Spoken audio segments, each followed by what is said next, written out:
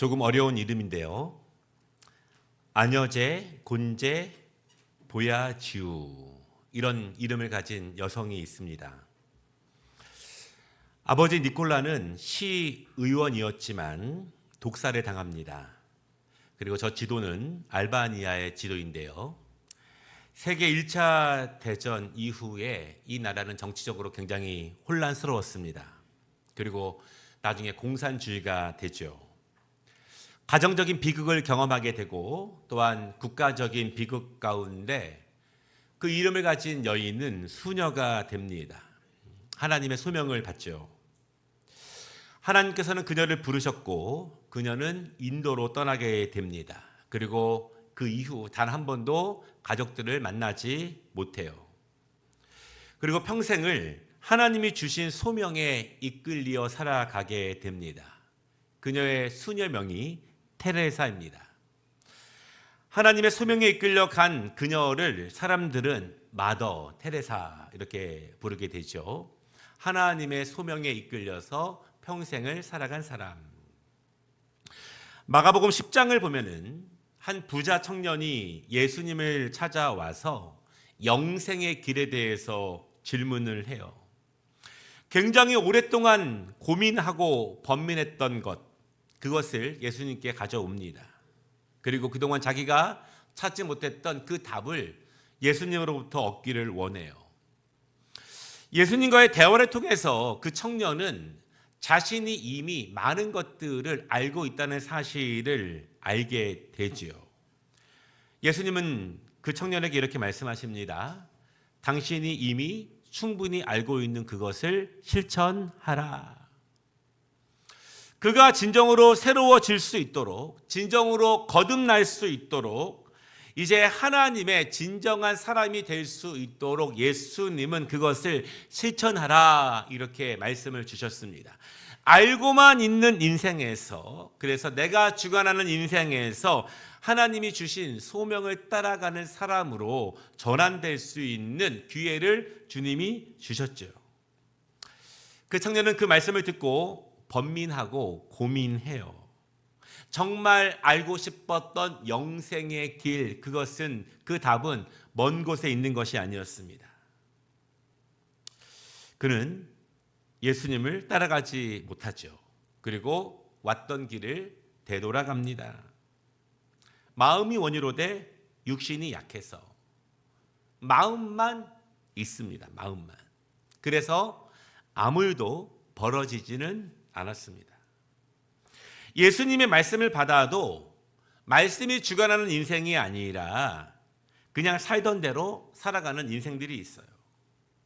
말씀은 알겠는데 그냥 내가 살던 대로 열심히 살아갑니다. 예수님은 저기 계시고 나는 그저 여기서 오늘도 열심히 살아가는 것이죠. 오늘 말씀이 그런 내용입니다. 예수님은 옆에 두고 받은 말씀은 저 멀리 두고 나는 내 할 일을 오늘도 성실하게 살아가는 모습.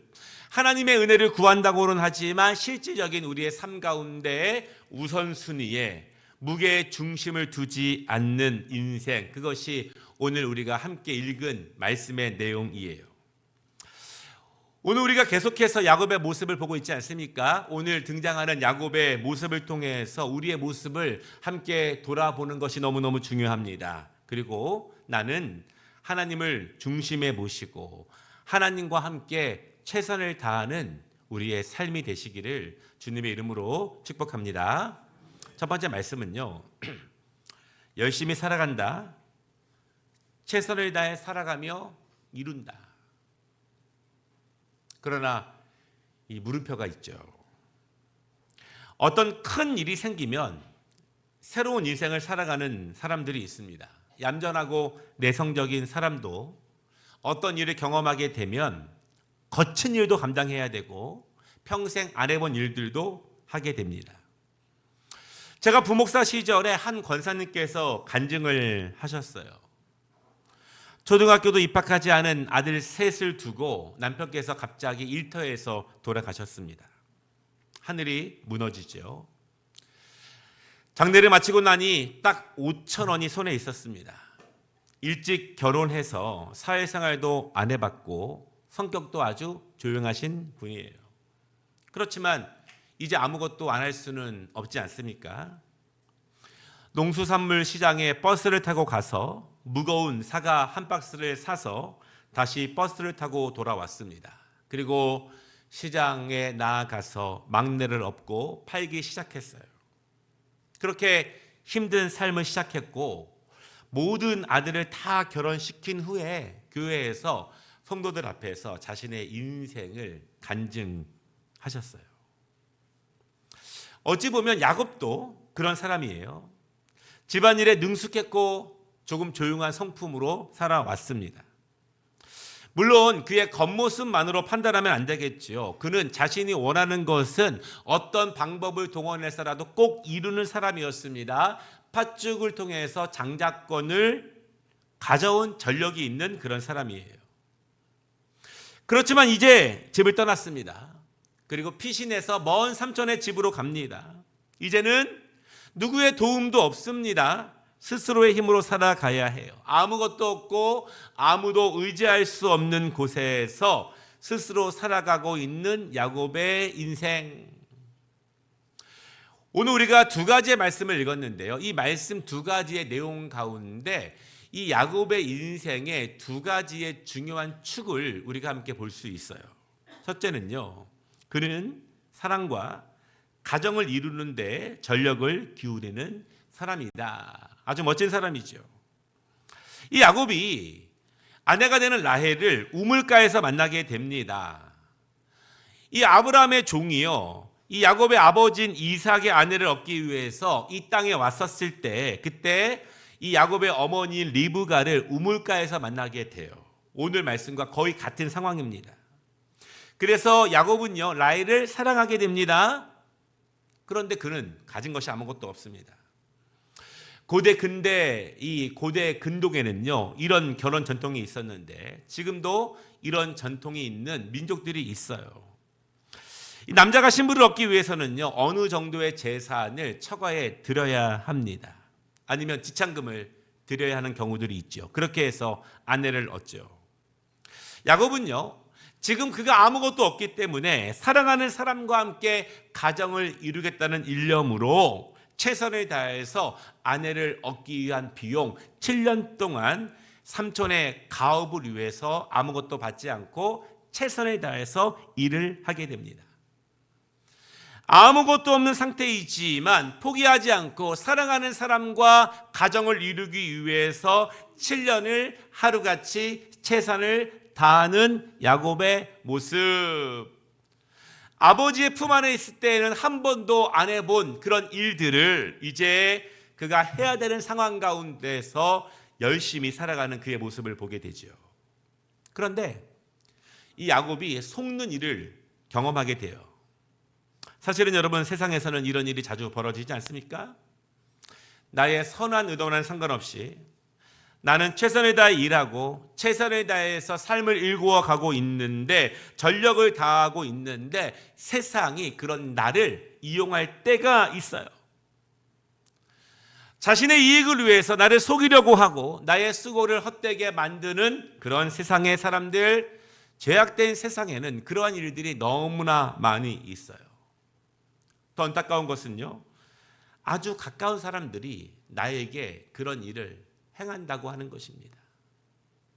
이 뉴스와 신문을 보면은 그렇게 힘든 사건들을 많이 보게 되죠. 야곱은요, 7년 동안 열심히 일했습니다. 그리고 전통에 따라서 결혼식이 열리게 되었고요. 밤이 되어서 야곱은 그토록 사랑했고 그토록 기다렸던 라헬이 기다리고 있는 처소로 들어가게 됩니다. 그런데 그 방에는 라헬이 있는 것이 아니라 그의 언니 레아가 있는 거예요. 여러분, 우리는 지금 남의 이야기라고 이 작은 한 줄로 읽고 있지만 이게 내 일이라면 큰일 날 일입니다. 그렇지 않습니까? 이게 나의 일이라면 얼마나 놀라고 분노하고 화가 나고 엄청난 일이겠습니까? 야곱은 속았어요. 그것도 삼촌에게 속았습니다. 라헬을 위해서 7년 동안 열심히 최선을 다해 한 목표만 보고 고생을 마다하지 않고 일했는데 사랑하는 라헬이 아니라 그가 전혀 사랑하지도 않고 마음에도 없었던 언니 레아가 거기에 있었기 때문이에요. 사실 모든 속임수에는 이유가 있고 변명이 있어요. 26절을 보면은요, 그 지방에서는 동생보다 언니가 먼저 시집을 갈 수 없으니 먼저 언니와 결혼을 해야 된다, 그렇게 이야기를 해요. 진작 말을 하거나 그렇지도 않으면서 정 라헬을 아내로 맡고 싶으면 앞으로 7년을 더 여기서 일하라, 대가로, 이렇게 삼촌이 말하게 돼요. 야곱은 속았습니다. 자신의 노력과 수고가 모두 도둑맞은 것이죠. 삼촌은 7년 동안 야곱의 노동력을 공짜로 사용하게 됩니다. 그리고 야곱은 결국 7년 동안 아무것도 이루지 못했어요. 우리가 열심히 수고하고 애썼는데 그 모든 것이 수포로 돌아가고 나에게 아무런 유익을 가져오지 않는 것들이 이 세상에 굉장히 많다는 거예요. 그런데 이 부분을 성경학자들은 이렇게 이야기를 합니다. 속임수에 능통했던 야곱이 더 능통한 삼촌을 만났다. 동양 사람들은 이런 것들을 인과응보, 이렇게 이야기를 합니다. 이 자신이 행한 것들을 그대로 받을 날이 온다는 것입니다. 내가 선하게 행하면 언젠가 그 선한 것을 내가 받게 되고, 내가 악하게 행하면 언젠가 그 악한 것을 내가 결과로 받는다는 그런 의미예요. 야곱이 형을 속여 자신의 꿈을 이루게 되었지만 이제는 자신보다 더욱더 세상적인, 더 악한, 더 강한 속임수를 만나게 되는 것입니다. 어찌 보면 이제는요, 야곱은 세상이라고 하는 시험대 위에 본격적으로 오르게 되었습니다. 부모의 품을 떠나게 되니 누구도 그를 도와주지 않으니 그 인생에 이제 홀로 남아 있으니 스스로 세상이라고 하는 세상과 맞서서 싸워야 하는 그의 본격적인 시험대. 그 집에서 무엇인가를 이루기 위해서는요, 자신의 꿈과 소망을 이루기 위해서는요, 자신의 뜻을 성취하기 위해서는 자신보다 훨씬 더 세상적인 지혜로 가득 찬, 훨씬 더 자신의 이익을 취하는 데 능숙한, 훨씬 더 사람들을 교묘하게 다룰 줄 아는 삼촌을 반드시 이겨야 합니다. 맞서야 하는 거예요. 그래서 이기지 못하면 아무것도 얻지 못하게 돼요. 이기지 못하면 그의 모든 수고와 그리고 그의 모든 노력은 야곱 자신을 위한 것이 아니라 삼촌을 위한 것이 되겠죠. 오늘 본문에서 볼 수 있는 야곱의 두 번째 모습은요, 그는 자신의 소유를 채우기 위해서 모든 지혜와 힘을 다하게 됩니다. 야곱은 그렇게 14년을 일한 후에야 사랑하는 라헬과 가정을 이루게 됩니다. 그렇지만 이제 시작이에요. 결혼은 시작이지 마지막이 아닙니다. 이제는 그 가정을 본격적으로 강건하게 일구어야 합니다. 더 열심히 일을 해야 되죠. 가정을 위해서, 자녀들을 위해서, 그 미래를 위해서 더 지금보다 최선을 다하는 삶을 살아가야 합니다. 삼촌 라반이 이런 야곱의 마음과 이런 야곱의 열정을 또 이용하게 돼요. 왜냐하면 야곱은요, 능력 있는 일꾼들의 리더였습니다. 그리고 이 야곱의 일하는 리더십을 통해서 그동안 많은 재산을 쌓게 되었습니다. 그런데 이제 야곱이 가족과 함께 아버지가 있는 고향으로 돌아가겠다고 하니 라반은 보낼 수가 없는 거예요. 그래서 30장 28절에 이렇게 제안을 하게 돼요. 내 품삯을 정하라. 내가 그것을 주리라. 야곱을 더 사용하기 위한 삼촌의 제안입니다. 이제 야곱은 지혜를 모아야 해요. 삼촌의 기질을 잘 알고 있죠. 삼촌이 어떤 사람인지를 알고 있어요. 삼촌에게 지지 않아야 합니다. 삼촌에게 당하지 않아야 합니다. 삼촌을 이겨야 하죠. 그래서 삼촌에게 제안을 하는데 이런 제안입니다. 삼촌, 삼촌은 많은 양과 그리고 염소들이 있습니다. 제가 그것을 맡아서 키우고 있지 않습니까? 그런데 앞으로 제가 키우는 짐승들 가운데서 혹시 검은 점들이 있거나 얼룩달룩하거나 어떤 이상한 모양을 가지고 태어나는 이 양이나 염소가 있다면 그것들을 저의 품삯으로 하면 좋겠습니다. 그렇게 말합니다. 삼촌이 그것을 승낙합니다. 왜냐하면 당시에 거의 대부분의 양과 염소는 전부 다 흰색이었기 때문에 그래요. 그래서 검거나 얼룩한 새끼들이 태어날 확률이 너무너무 작습니다. 그래서 그것을 흔쾌하게 삼촌이 동의해요.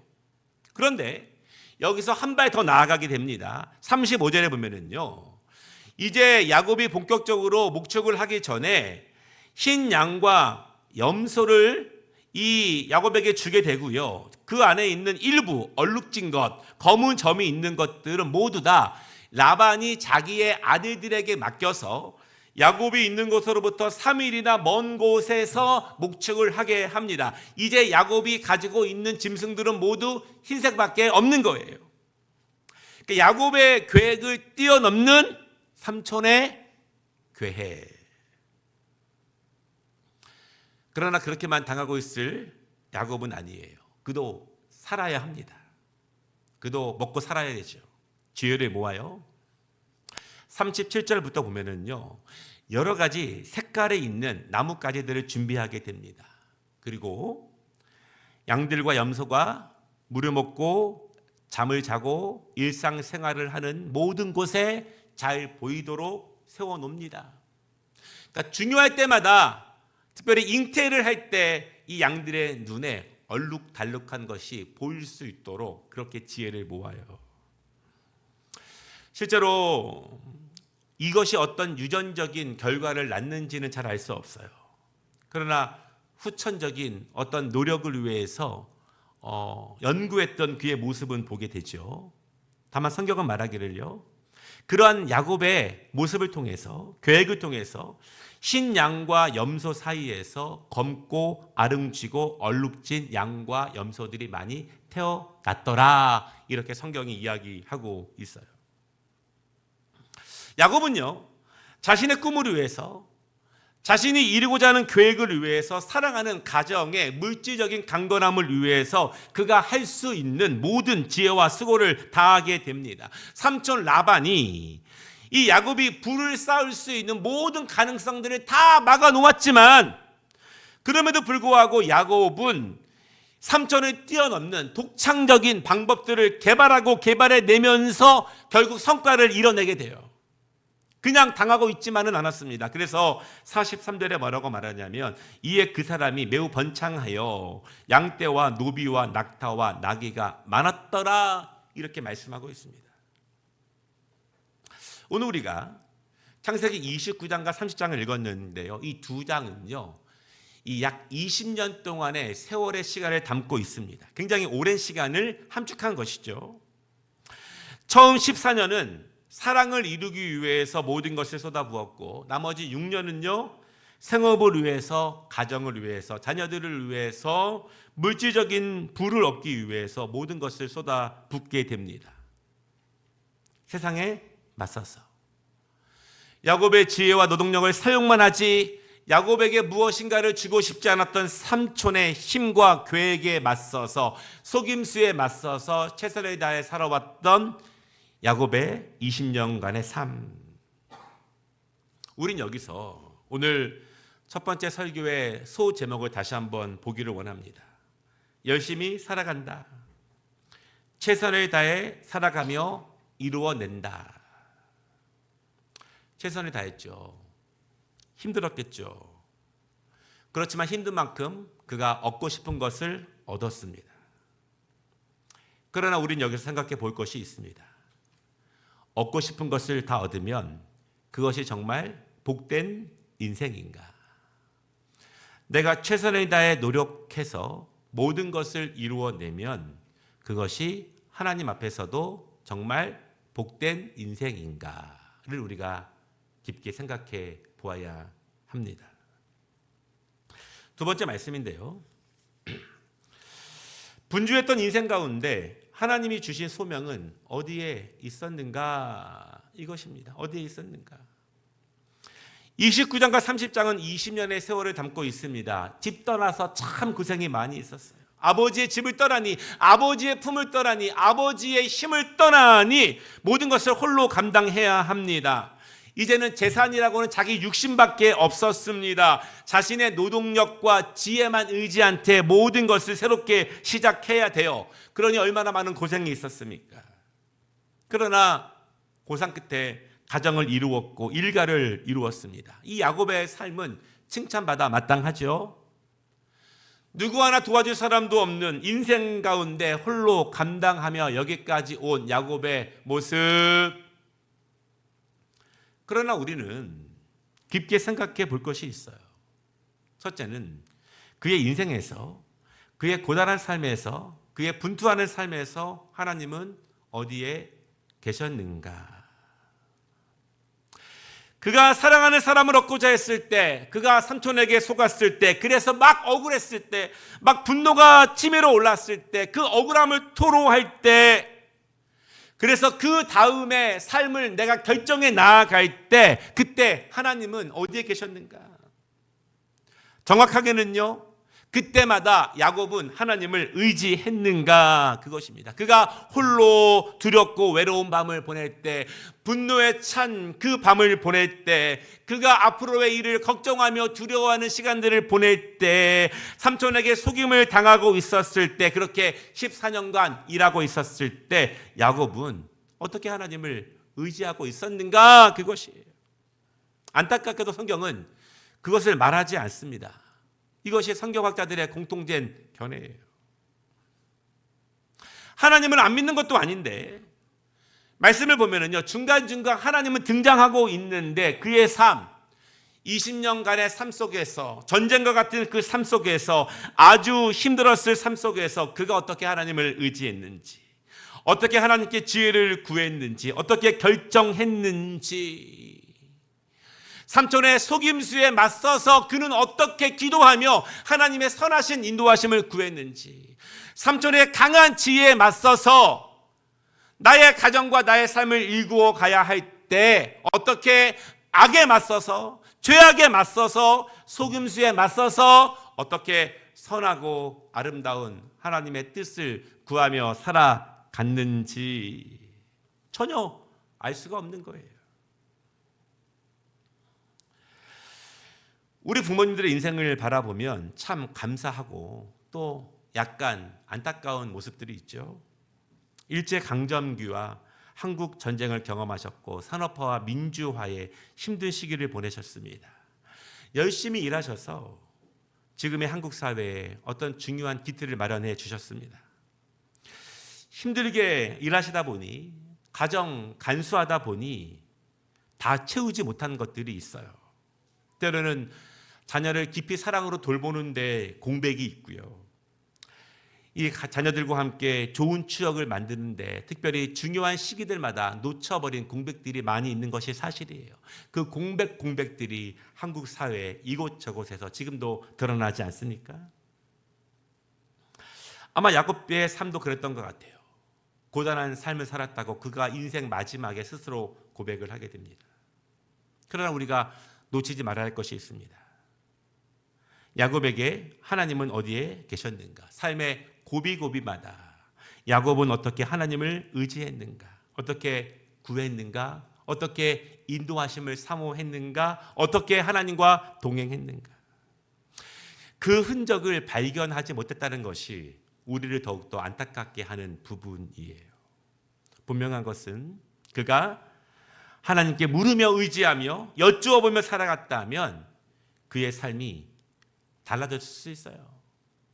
하나님의 인도하심이 그의 인생 가운데 있었을 수 있습니다. 마치 아브라함이 때마다 하나님께 물으며 나아갔을 때, 그가 비록 애굽에 내려가서 가족을 잃을 만한 상황에 벌어졌지만 하나님이 그의 인생 가운데 개입하셔서 그의 실패 가운데도 개입하시는 하나님의 은혜를 경험한 것처럼 열심히 살아왔지만 하나님의 자리를 찾지 못했던 야곱의 인생을 우리가 보게 됩니다.